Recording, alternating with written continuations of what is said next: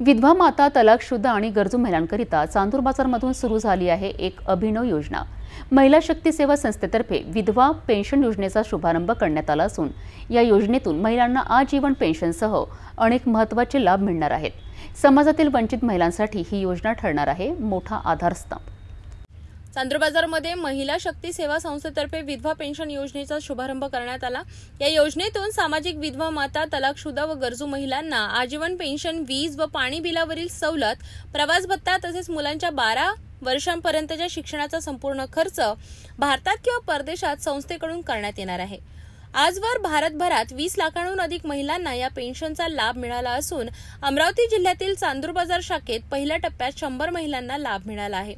या उपक्रमाचे मार्गदर्शक योगी अवघड पीर जगदंबनाथ गुरु, तपस्वी योगी अवघड पीर रामनाथजी पत, आई सरंदमकान यांच्या देखरेखीखाली होत आहे। विशेष म्हणजे या शाखेतून तब्बल 1000 कोटी रुपयांच्या खर्चाने गोरगरीब समाजासाठी मोफत कॅन्सर हॉस्पिटल उभारण्याची घोषणा करण्यात आली आहे। तामणगाव गडी येथील चिखलेश्वर महादेव परिसर, मालगाव आणि गोंदिया येथे भव्य कॅन्सर हॉस्पिटल व मेडिकल कॉलेज उभारण्यात येणार असून याचे भूमिपूजन येणाऱ्या दिवाळीत करण्यात येणार आहे। या योजनेला प्रधानमंत्री नरेंद्र मोदींची प्रेरणा, राष्ट्रीय संत बजरंगदासजी गुरुजींचा आशीर्वाद आणि राष्ट्रीय अध्यक्ष गुलाबजी जयस्वाल आणि महिला राष्ट्रीय अध्यक्ष अनिता सिंग यांचे परिश्रम लाभले असल्याचे सांगण्यात आले।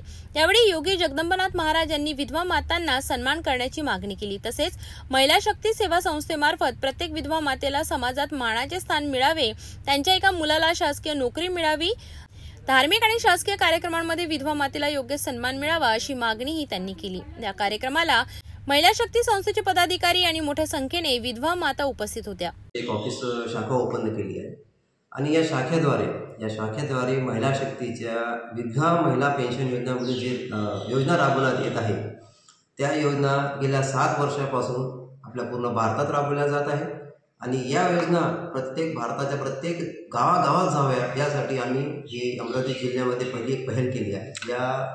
याच्यामध्ये गेल्या 20 लाख महिलांना आजपर्यंत विधवा पेन्शन देण्यात येणार आहे। यामध्ये लाईट बिल आहे, प्रवास भत्ता आहे, त्यांचं पाणी बिल आहे, त्यांच्या मुलांच्या 22 वर्षाचं शिक्षण आहे आणि विधवा महिला सक्षम व्हावी, विधवा महिलांना समाजात मान सन्मान मिळावा, प्रत्येक गोष्टीत त्यांना अग्रेसर घेण्यात यावं। ज्या त्यांना समाजात डावळल्या जाते ती न डावळता त्यांना प्रत्येक गोष्टीत मानधन मिळून येणाऱ्या कालावधीत मी तर म्हणतो त्यांना ध्वजारोहण कधी करायचं असेल त्यांना बोलवण्यात यावं, पुढं रिबिन कधी कापण्यात यायचं त्यांना बोलवण्यात यावं आणि ते आपल्यामधूनच आहे। आज आपल्यामध्ये होत्या, नवरा मेल्यानंतर त्यांची जे डावळणं होते एकदम समाजातून त्यांना वेगळं पाळलं जाते की सकाळी निघालं तर अपशकुन मानल्या जाते। ह्या सगळं न करता ते आपल्यातलाच आहे आणि आपल्यालाच त्यांना सक्षम करायचं आहे। यासाठी ही योजना इथं आम्ही अमरावती जिल्ह्यामध्ये पहिल्यांदा आणली आहे। ही योजना नरेंद्र मोदीच्या प्रेरणेने आणि राष्ट्रीय संत बजरंगदास गुरुजी यांच्या आशीर्वादाने गेल्या 7 वर्षापासून गुलाबजी जयस्वाल राष्ट्रीय अध्यक्ष आणि अनिता सिंग महिला राष्ट्रीय अध्यक्ष यांच्या कठोर परिश्रमाने ही योजना संपूर्ण भारतात राबवत आहे। इथेच नाही, अमरावतीमध्येच नाही, अमरावतीमध्ये पहिल्यांदा आणली आपण, पण येणाऱ्या कालावधीत भारताला सक्षम करायचं असेल तर यांचा पण आम्हाला उपयोग घ्यावा लागेल, कारण सक्षमतेसाठी यांचा पण मोठा सहकार राहील आम्हाला आणि त्यासाठी ह्या स्वतः सक्षम असल्या तरच आम्हाला सगळ्या गोष्टी करता येईल।